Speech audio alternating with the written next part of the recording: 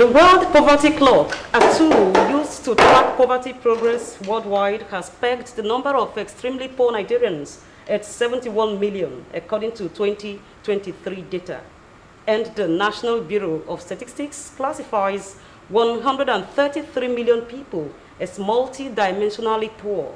In other words, about 828 million people will wake up every day having no idea or where their next meal will come from, and many will go to bed that day without eating anything. And more than 10,000 children and 25,000 people globally die every day due to hunger. This is according to UN reports. Bringing us to our top stories tonight. Is poverty failure? Is it contagious? And why poverty lasts in developing countries? Plus, ember fever grips most Nigerians. Its correspondent on special assignment examines why people get scared during Ember Month. Also on the lineup, 36 governors given 7-day ultimatum to disclose details on spending of 2 billion naira FG palliatives. These are the tips of the iceberg in our package tonight. Good evening and thank you for joining us on Rendezvous tonight. I am Comfort Ayim. First, the news. The Coordinating Minister of Health and Social Welfare, Professor Ali Pate, says about 400,000 health workers in Nigeria are insufficient to cater the healthcare need of Nigerians. Addressing newsmen on Saturday in Abuja after his 3-day briefing session with department and agencies, the 400,000 workforce consists of community health workers. The health minister stated that the number of health workers are not enough to take care of 220 million Nigerians, as the doctor-to-population ratio is lower than what the World Health Organization expects.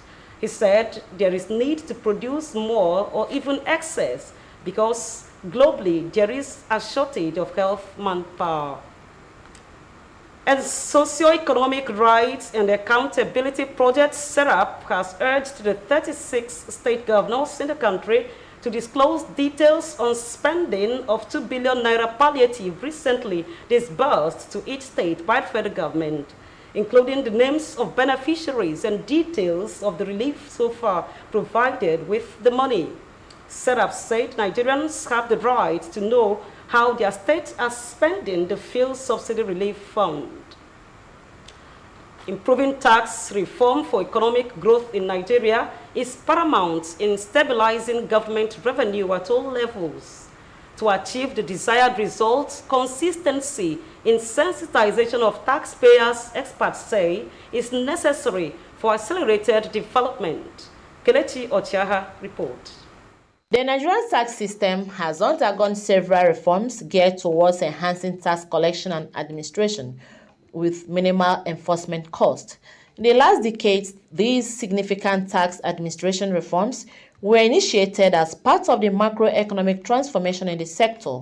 Among them are Personal Income Tax Act (PITA) 2004, Company Income Tax Act (CITA) 2004, Value-Added Tax Act, and Petroleum Profit Tax Act of the same year. These progressive reforms, economic experts in Enugu say, focus on tax consolidation with specific objective of examining the taxation laws that hinders the economic growth of the nation. Because of a tax reform, we now have various non-oil tax revenue.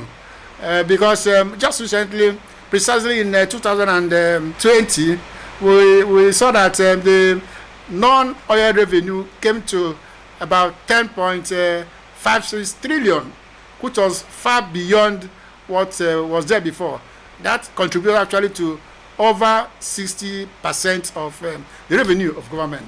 That tells you that there is a lot of improvement in tax reform in this country. Research shows that Nigeria ranks low on the global ease of paying taxes, while the country's tax to gross domestic product ratio is one of the lowest in the world. To fulfill the present administration's mandate on removing all barriers impeding business growth in the country, President Bola Tinubu in July approved the establishment of a presidential committee on fiscal policy and taxation reform. Meanwhile, respondents in Enugu State believe that since tax reform is a two-way process that necessitates changing the narratives of collecting and managing tax payments, taxpayers' education, they opined, remains an essential aspect of tax administration in Nigeria, which should be significantly guided by the state governments. When we talk about multiple taxation, you see it common in states. If states are able to cut down some issues that bring about taxing people directly and indirectly, thereby making them to pay tax more than once, it will help. And also the issue of administration, enforcement, in terms of enforcing the tax laws. You see a situation where we have a lot of leakages because of some kind of political interest and all that. The starting point is to actually do what the federal government did by creating financial and administrative autonomy to the various states' internal revenue. If they are autonomous, they will be able to now recruit tax professionals and be able to train them the way they should, with a view to contributing to increase in revenue of the various states. It was a consensus of experts that a country should not depend on commodity revenue to avoid constant struggle in achieving the objectives needed for the growth of the economy. In Enugu, Kelechi Ochiara, NTA News. Taking a break now, Rendezvous takes the center stage. When we return, do join us again. Academy International Bilingual Schools Enugu is the right step to launching your child into a future with the stars, giving your child the advantage of double international languages start, that is English and French.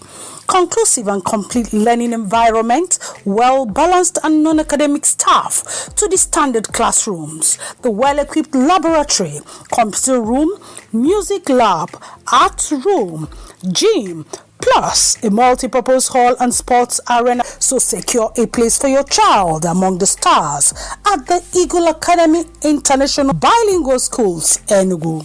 13 Tony Nevo Street, Obaka, Trale out Enugu. Call us on 09071 418897 or 08109 291923. Glad to have you back on Rendezvous. We begin by telling you that the final 4 months of the calendar year, September to December, believed to be most deadliest, usually common among the African belief system, that these remaining months are somehow difficult and therefore referred to as Ember Month. As a result, immoralities abound during this period, and rate of crime and accident also assumes an alarming dimension. Already, many are under the grip of Ember fever, and the big question is, why do people get scared of Ember Month? Where did we miss it, and how did we get here? Correspondent brings us reactions from the streets. Historically, biblically, there is no evidence about the Ember Month being a period bewitched with evil. The period itself reflects a self-appraisal of an individual assessing his or her achievement against set goal since the beginning of the year, while realizing that the year will come to an end soon. This may breed anxiety, fear, and restraint with fast-paced lifestyle. As a result, the Ember Month often record higher rates of criminal activities and also road accident due to anxiety associated with the period. Though this sudden hike in anticipation of the unknown is human-made, the big question is, why do people get scared of Ember Month? Igbo people, I don't know, it affects us most in December month.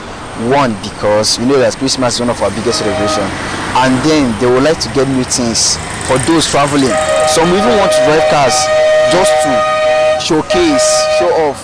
So we Igbo should stop this kind of getting to a month to keep on highing prices, and we are the one highing the prices, not the international market. We are the one doing it ourselves. It's not just about Ember month. I think festive periods generally have a way of bringing out the worst in certain people. It's not everybody, and it's not all the time. But at that moment, people feel like they need to celebrate, and celebration in this part of the world translates to alcohol and food and partying. And when you have that, you are bound to have some things that are not meant to happen. What comes to mind when you hear the word Ember? Christmas period comes to my mind. Me, I just think about Christmas. I think that's the highlight for me. Just Christmas. Ember month, what comes to my mind now is I start to check myself well, to check what I've achieved during the years, then also check where I can amend myself and make my work grow more. There are counter opinions that some people wake up to the realization that the year has started in the Ember month. That's when they suddenly develop a sense of urgency, trying to meet up and recover lost grounds of the past month. This creates the first set of Ember month fever, and then their actions generate a spiral effect on the society. At a time, a man looks away. A man looks away and the daughter comes back with a car, and he didn't ask the daughter, what are you doing? Who gave you a car? The son comes back with a car. How did you get it? No. Rather, the man turns and carries drink and begin to celebrate that the child bought a car. And without, nobody now asks the child, what are you doing? A girl can visit the parents and going home, give them 100,000 naira. And the parents will not ask, what are you doing in the city? In church, you are told to pray hard in order to waive the evils of the Ember month. Come to think of it, are all months not the same? Because evil happens virtually every day, so why the tension and headache about Ember month? A question that yearns for an answer. Moving on, the coast city may have declined nightlife due to security threat, but one thing that has remained visible is its urban sculpture. Public arts can serve as landmarks or focal point, drawing people's attention and adding interest to the landscape. Chimaroke Ugu captured some significant and symbolic sculpture edifice that has earned Enugu state a pride of state. States of pride. Urban sculptures, in addition to beautifying spaces, can undertake positive and important features such as transferring culture and history within communities, as well as being a tool for bringing culture into urbanization. Enugu State is a hub of artistic activities, both budding and monumental. It's a three-dimensional, visual creation, that you can use to decorate an outdoor space. And not only for beautification, it's a kind of historical kind of setup. Some sculptural works, which is dated back like this, maybe the Statue of Liberty. Statue of Liberty that is there in America was a gift from France to America, and you can read a full text on it. So if you just remove this artwork, now here will become open, but once you drop a small sculpture, it unites the environment. Scattered all over the core city are famous artworks created mostly by students of Fine and Applied Arts Department of Institute of Management Technology, Enugu, which defines both history and artistics of the city. Sculpture is an artwork which will usually speak to situation. It may be an art piece addressing a particular situation. For many tourists, sculptural designs and other exciting monumental concrete moldings at the city park is a sight to behold, especially that of a roaring giant lion sculpture. So, if you are a lover of art and sculpture, perhaps you should visit Enugu State. No doubt, sculptures add value to this city. And the population of Nigeria is growing, and poverty situation is also competing with the population increase. Now, did you know that 4 in 10 Nigerians live below $2 daily? And food crisis has worsened hunger in Nigeria as a result of subsidy removal. Even the federal government is not unaware of the prevailing economic realities on ground and has intervened with palliative to mitigate the sufferings of people. World Bank reveals that no fewer than 4 million Nigerians were pushed into poverty trap in the first 6 months of 2023, with more millions expected to join the line at the end of the year if the right incentives are not properly channeled to help the poor and vulnerable Nigerians. A situation that raises questions like, is poverty a choice? Is it failure? And why poverty lasts in developing countries? Also, is it contagious? Let's now watch the debate in this report. Poverty is never a choice, but an existential reality. It is now subject of discourse that associating or having family history of poverty affects one feature, a position many hold tight to their chests in contemporary society. Poverty is contagious, meaning that when you have your friends all being poor or having social misconception when it comes to finance, there is possibility that you can also be like them, because they say like minds work together, which means if there's an opportunity going on around your friends that is making them better, then you can be better. But if there's no opportunity going around your friends, then there shouldn't be one coming to you. For me, I think poverty is contagious, yeah, because once you're around with people that have this poverty mentality always, they don't want to be creative, they just want to stay and enjoy the little they have, then it will affect you, like growing up with parents that feel relaxed with the little they have, and they just believe that when you die you inherit the kingdom of God. Is that not poverty mentality? It runs in the blood because lazy family always produce lazy children. But if that there is nature and there is nurture, when you see others trying to work hard, you tend to work hard too. But if you stay with that poor parents, the tendency that you will feel that is the way of life. For the antagonists of this traditional belief, special mixture of luck, proper timing, hard work, and diligence to a cause can take one out of the shackles of poverty. Poverty is not really contagious. You know, one thing about this life is it all depends on how you arrange yourself. That is, it all depends on your plans. When you make a good plan, a proper plan that can help you build your life, career as well, then you see that there won't be any kind of transferable poverty. If you don't like the situation your life is, you should try to change it. But if you feel that you prefer to live in poverty, I think it's a personal choice. Because if you don't like the way you are living, you struggle with others to change it. Nigeria is a very competitive environment. History is in possession of records where the wealthiest end up being the poorest, and the poorest becoming the wealthiest. So, for those at the center of the debate, advised the rich to be prudent and the poor to work hard, as poverty is not a mark of identity.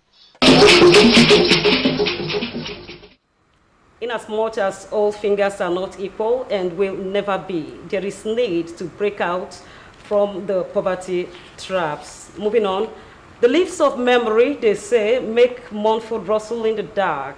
It is against this backdrop that some cultures tend to go out of their ways to celebrate the dead. Hence, the feasts and legacies the dead bequeathed linger on. Ukeria takes it off from here. Traditions, norms, and values of people vary from culture to culture. Some rites and ceremonies are too superfluous that they make people bat eyelids. Burial ceremony, for instance, is a carnival of sorts, especially in this part of the country. The amazing thing is the fact that some people were nowhere catered for while alive, that they died hungry. At death, the family, kith and kin, we like to identify with them and eulogize them as their loved ones, but they can go out of their way to sell off their lands and other properties to ensure that his burial arrangement is unequaled.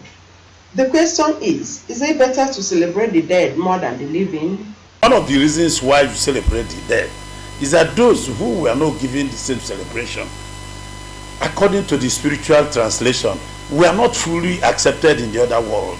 Some people died because they complained.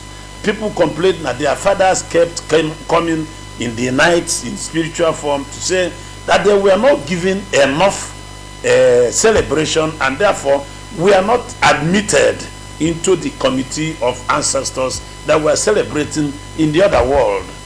If you have done well as a great man when you were alive, and if you are dead, you should be given a befitting burial. I expect that any day I'm dead, my children should celebrate me, because I think I've contributed immensely, both in my family, my community, my village, and of course Enugu State, to the best of my ability. I am of the view that people should be celebrated when they die, depending on what the family can afford, not to sell their farmland or property and impoverishing the people who are alive. Even if the person that died, the deceased is a millionaire, I mean, it's still not reasonable to do some kind of lavish spending because you want to give the person what we call befitting burial. Because whoever left must have left some people behind, and those people will also need to survive. If they still have children, they have to go to school. The business they were running wouldn't have to go bankrupt just because you want to give a befitting burial, which unfortunately is what we find in some situations where people go to the extreme and spend their fortune.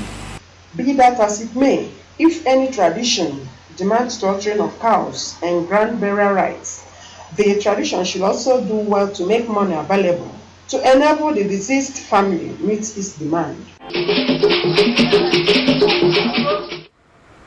No doubt, celebrating the dead is a demonstration of love and respect.